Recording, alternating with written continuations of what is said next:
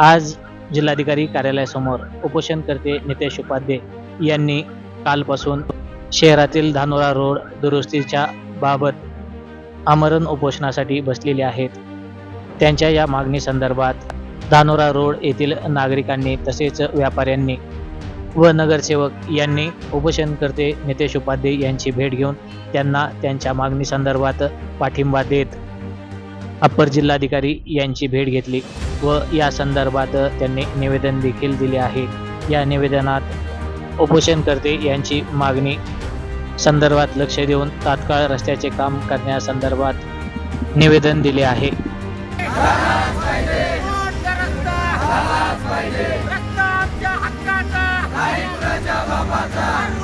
रस्ता